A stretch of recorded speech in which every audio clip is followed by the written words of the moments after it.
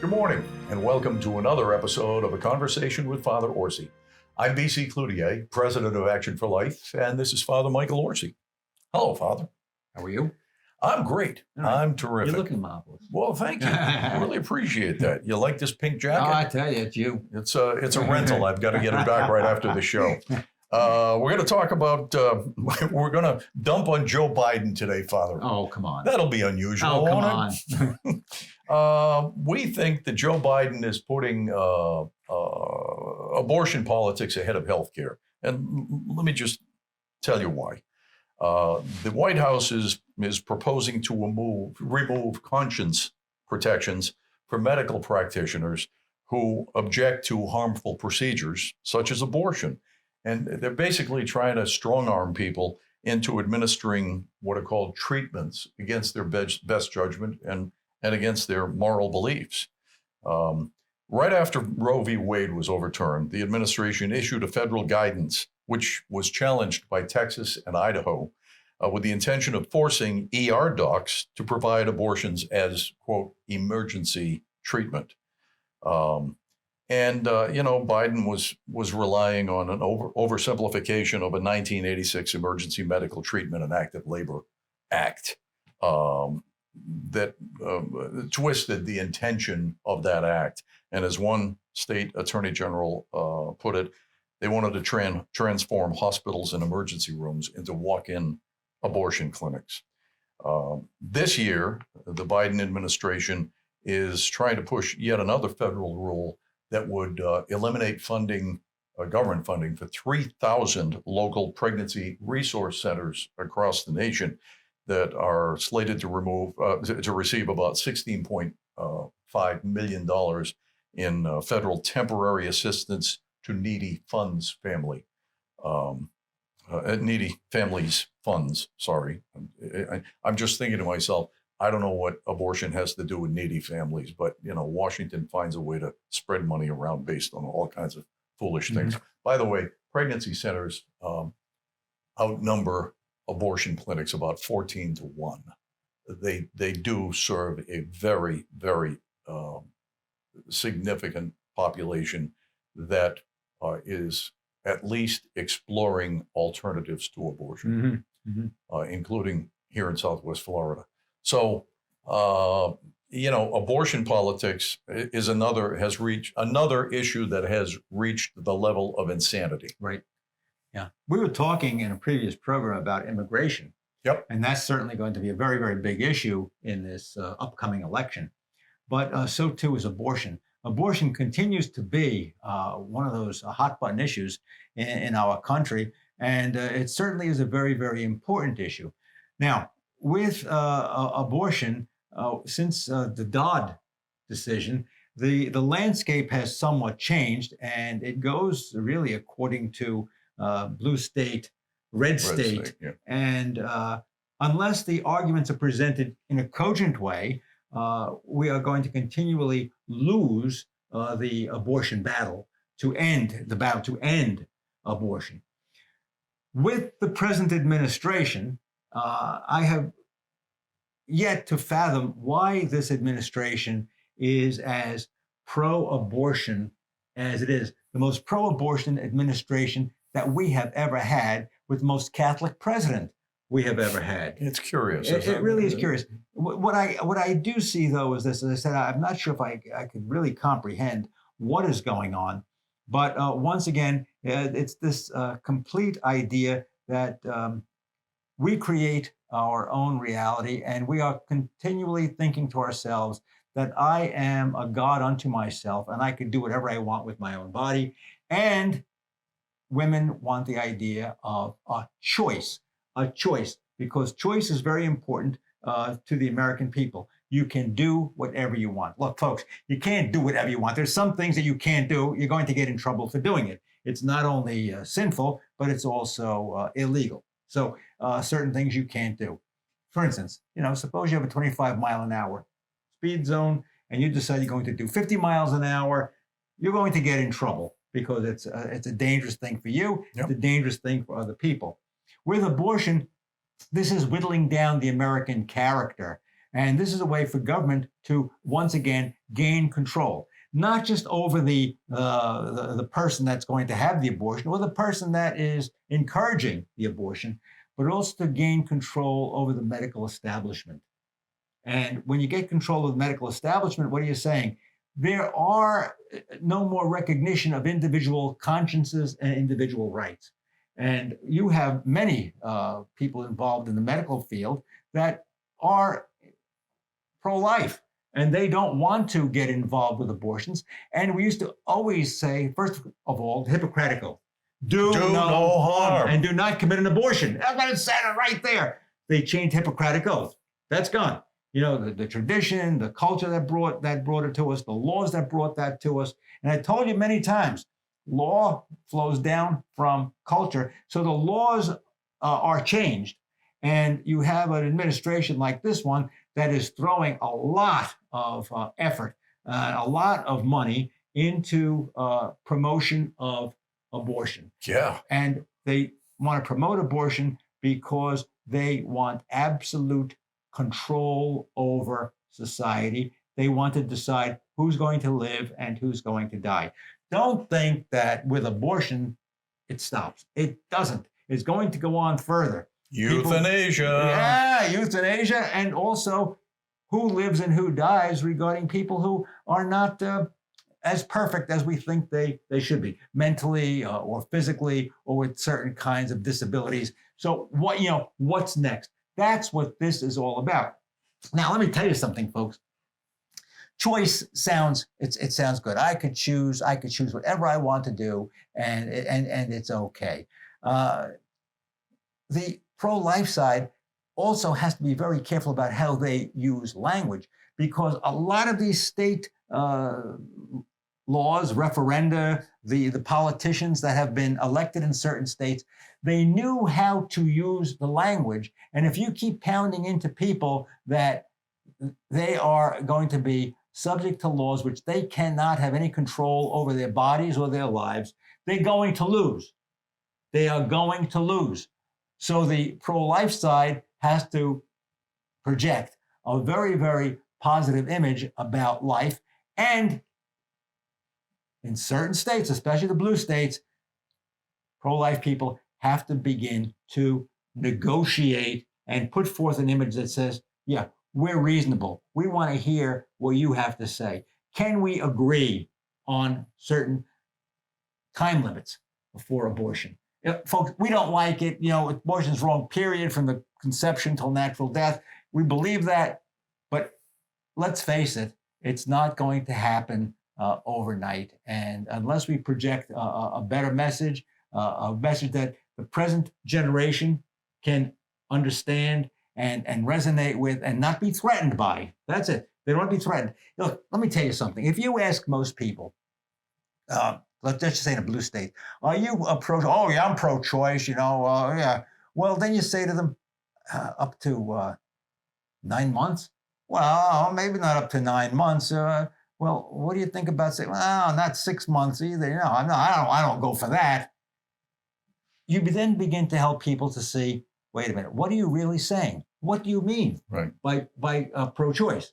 And you will be surprised how, I'd say with most people, if you could say, well, what about, would you be okay with abortion up to 15 weeks? Well, yeah, 15 weeks is okay. You see what I'm saying, folks? You got to be as innocent as doves and as wise as serpents. And we haven't done that. That's why we're losing elections. And there is no one who can point to a survey that says abortion, absolutely with no restrictions. I'm in favor of that. There's a very small sliver of America that wants that. So as Ronald Reagan was fond of saying, I'd rather have half a loaf than none at all. Yeah. And if we could get, name the number, I don't know what it is, but something reasonable in place, we would save thousands, hundreds of thousands of babies. Yeah. Yeah. And that's a start. Yeah. Then we can incrementally go to the next step. Right. And as you know, we talk about this all the time. Abortion really is a moral issue. It's a moral issue. And we have to educate our young people that it's a moral issue, change their heart, change their mind, Right. and maybe then they will be more cautious so they don't have to face the horror of abortion. Yeah. Again, I want to go back to, why is this president so gung ho on abortion? Is that a rhetorical question, or do you want me to answer that? And Kamala, Kamala, yeah. whatever her name is. I mean, what the heck is this all about? Because they think it's a winning issue, but I think they've overplayed their hand, Father. I do too. It was a winning issue up to a point, but as you pointed out, when you say to people, "Is it okay to abort babies just prior to birth?" They go, "No way." Yeah. So you're not in favor of abortion. Well, I'm in favor of a choice, Yeah. but then they back off, and I think this administration thinks that we should just abort any baby under any Right. circumstances. Oh, I want my freedom. I want to choose. I want to do what I want to do. Until you begin to confront them, what do you mean by that? Let me tell you a story, BC. There's a politician who I know, a very fine person, and we were working here in Florida. We have a 15-week limit on abortion. Now it's still going through the court, so we're not doing it yet. We're still up to 24 weeks. The next piece of legislation was for 6 weeks. Okay, and I was talking with this politician, and this politician said to me, "Father, I am pro-life, but we have to do the 6 weeks, but only with the caveat for the life of the mother, Rape, incest, and life of the mother." Now, she said, "That's all I can get through." And I believe she is right on that at the present moment. You know what? It's a big win. It is. It is. Except you have some kooks, this is technical language now, that all of a sudden decided that her house should be picketed and her office picketed because she was pro-choice. And that wasn't the case. Once again, we go back to, we got to deal with the situation as it is. And hey, if we could get it down to 6 weeks with those two caveats, I don't like them, but hey, you got to do what you got to do. It's true. Yeah. It's otherwise, and there's a. I mean, not that abortion isn't an incredibly large issue, but the larger issue is if Republican politicians continue to lose based on their pro-life views, right, without any compromise, they will lose the election, which means that the pro-choice people will have even more strength. Right. And that would be counterproductive. It would be against what we're trying to accomplish. Right. Here. And folks, the politicians, some of them, most of them, they're very good people. They really are. They're very, very good people. They like what they're doing. They like their job. They want to keep their job, but they also want to serve the people. Don't make friends enemies. Don't make friends enemies. And there are these organizations, these groups that like to throw out red meat to people. And what they're doing is they are really doing damage to the pro-life movement. And so you say, "Oh, well, did you hear that so-and-so said we cannot have a 6-week law without these caveats, rape, incest, and life of the mother. And we're going to fight for that. We're going to fight against that person." That's red meat. And, It's also called a circular firing squad. It is. It is. Now, look, old Father O has been around, for a long time. And although I stay out of politics for the most part, don't you laugh. Don't you laugh. I mean, I know how it works.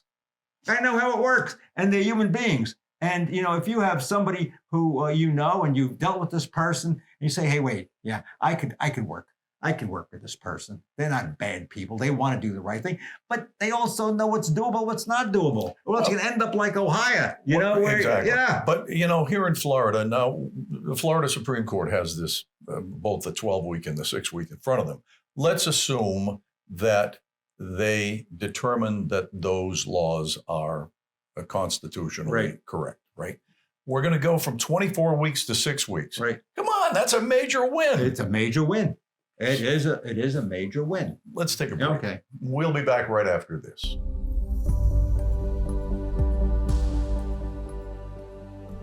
But for the moment, I'd like to talk to you about the expense of airing this program.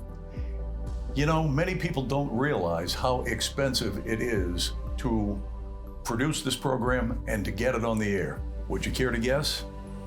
It's about $3,000 per week. We think that's a reasonable expenditure, but obviously it's an expensive one. So we need to ask for your help. If you'll go to actionforlife.org and click on the donate button, it would be greatly appreciated. Now, you can donate once or you can donate each month, and we certainly have viewers who do both. We appreciate that. Please take time now to visit actionforlife.org and click on the donate button. Thank you so much for your support, and may God bless you always.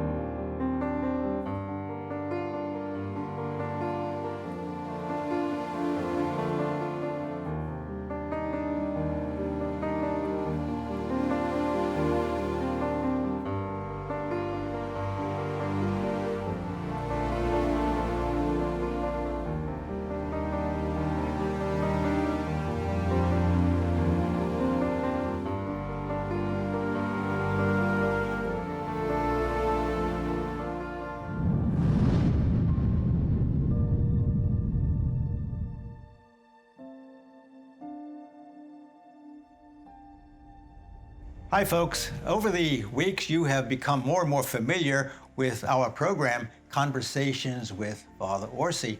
I know that you are enjoying the programs because you tell me that you do.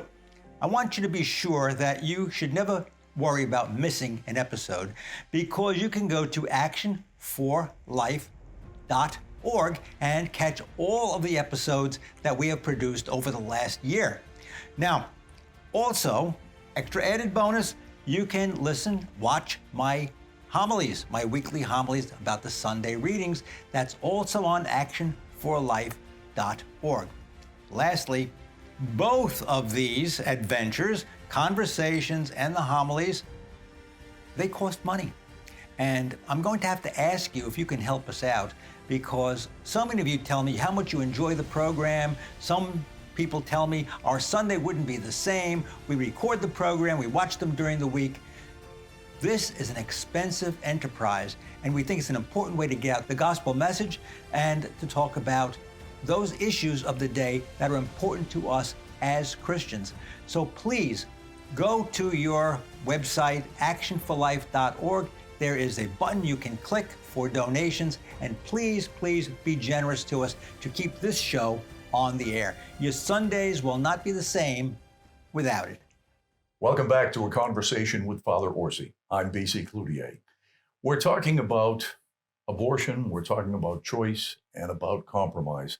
Father, it occurred to me, if we should allow people the choice to kill a baby in vitro, then wouldn't it make sense that we should allow everybody to consume drugs and alcohol and own firearms and, just do whatever they want? Yeah. That's sort of a road to anarchy. But hey, look, if it works for abortion, why wouldn't it work for everything? In fact, maybe we should just allow people to kill each other like they used to do in the Old West. The Old West, yeah. Well, I think you're talking about a prevalent philosophy now in Western society. It's called libertarianism. Yeah. And libertarianism basically means anything goes as long as you don't hurt somebody else. Right. Now, with abortion, certainly hurting the baby. So, you might have some libertarians say, well, because you're hurting the baby, you can't do that. But very few. Most libertarians will say, do whatever you want as long as it's not hurting anybody else. But that libertarian has a very little social conscience. You have to have a social conscience, and you have to say, well, certain things are right because they're right and they're for the good of society. They're for the good of other people. So do we have societies where, we are concerned about the poor.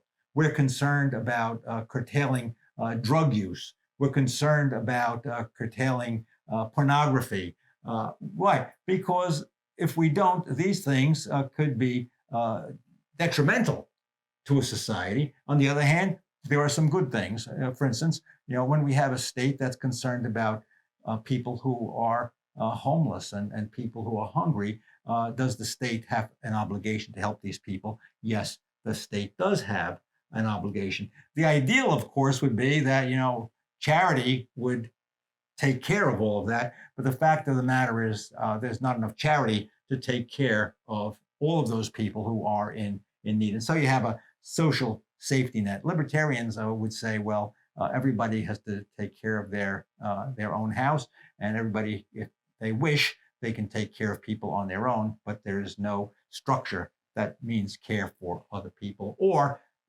stopping something because it's detrimental to society. Because that's the best explanation. It's simple, but there are many varieties of libertarianism too. But it's creeping into our political system. Yeah. But my original point is, the libertarians aside, the Democrats are so in favor of choice. Why limit it to abortion? Yeah, well, that's a logical question. If a 12-year-old kid wants to go into a liquor store and buy a pint of hooch and drink him or herself into oblivion, well, I mean, that's their choice, right? Some of this stuff is just, it doesn't make sense. And I think it all points, now I'm going to get all preachy. It points back to... Don't take my job. The lack of religion, right? Mm-hmm. Morals in this country are at an all-time low. I mean, we really have moral decay to the extreme. Mm-hmm. And I think that when you believe in God, when you attempt to avoid sin, when you try to follow the 10 Commandments, choose whatever you want, life gets better for you and it gets better for society. That's right. And, I wish that somehow we could evangelize a lot of these people and say that, believing in God is good for you. Forget about God. It's good for you. Right. Yeah. God could live without us. Yeah. But it's good for when you live according to the teachings of the Bible. Of course, it's good for you and it's good for the rest of society. And the old question, am I my brother's keeper? Yes, I am my brother's keeper. Mm-hmm. And therefore, I have to take care of my brother, not just physically, but also morally. I have to say, hey, these are certain things that you shouldn't do. Abortion. It is diminishing the importance of human life. It's diminishing our call to be the nurturers of life, the sons and daughters of God, to treat other people in love and respect. It does that. That's what the abortion. It just tears down humanity, and it's an insult to God and an insult to our fellow human beings. That's what it is. Well, and am I my brother's keeper? There are certainly women that find themselves in the difficult circumstance of having an unplanned pregnancy. Right. We know that. This is a good opportunity for me to remind people that Action for Life is committed to funding adoption. If there is a young woman who finds herself in difficult circumstances, doesn't believe she is ready or able to bring up a child, if she will agree to birth that baby, Action for Life will agree to cover medical and legal costs. Yep. to get that baby adopted, right? And so there are alternatives to abortion that a lot of us can participate in. And that should be top of mind also. It's too easy to say, I'm just going to get an abortion. And of course, 70% of abortions right now are occurring chemically, which is really horrific. Right. Yeah. I think if you have an opportunity to speak to women who have had a chemical abortion and they see a baby in the toilet, that is something that's going to be with that woman psychologically forever. And you know what, folks? Not only are we willing and want to help the process adoption, but we have a place for the mother to go to too. If the mother has no place to go, we have a place for the mother to go. It's called Sunlight Home, and we're big supporters of Sunlight Home right here in Naples. And they are a very willing partner of ours. Yeah. So everything is in place. If any of you know of a circumstance like this, by all means, get in touch. And guess what happened the other day? There's a woman who came to see me about a year ago, and she was told that the baby had some kind of a deformity, that the arm and the hands were not formed correctly. And her husband wanted her to have an abortion. So she came to me and said, I don't know what to do. I said, I'll tell you what to do. You're going to have that baby. And if he doesn't want the baby, tell him I'll take the baby. And BC, we were going to have a baby. Actually, polite. So I said, I'll take care. I'll make sure that the baby's got a good home, blah, blah, blah, blah, the whole thing. I get a picture the other day. My secretary said the woman came in with the baby, and the baby's adorable, and they're so happy that they made that decision. When she went home and told the husband that Father Orsi said he'll take the baby, the husband said, no. And is the baby deformed or not? The hand isn't just right. But, Okay. Not like a major issue. We have a TV weatherman on NBC2 who has a deformed hand, and he's a terrific guy and does a great job on television. And hey, everybody has something. Yeah, I'm the only perfect one that I know. Do you remember that pitcher? He pitched, I think, for the Yankees. He had one arm. Really? His last name was Abbott, and he even pitched a no-hitter with one arm. Wow. So I mean, you talk about these people that say, well, it's not perfect. It's a deformity. You can't do anything. That's baloney. There's a whole bunch of things people could do with deformities. You know what gave me the line about tell the father I'll take the baby? Mother Teresa. People would go to her and they were pregnant, and she'd say, I'll take the baby. Give me the baby. Yep. And she put up a lot of kids for adoption, and a lot of times the mothers kept the baby. So, you see somebody like Mother Teresa, and she said, one of the greatest crimes against humanity is abortion. And she told that to all of these big progressives up at Harvard. She told them up at Harvard. That's the crime. It's a crime against humanity. And that's what diminishes the quality of our society. Once we can take the most vulnerable and kill them, it filters down to everything else we do and diminishes our society, diminishes the principles that America stands on, and diminishes who we are as human beings. Father, this has been a really terrific discussion. Yeah, I think so too. It really has. Thank you so much. Thank you. And thank you for watching. We hope to see you again next week, same time, same place. Until then, have a great week and God bless.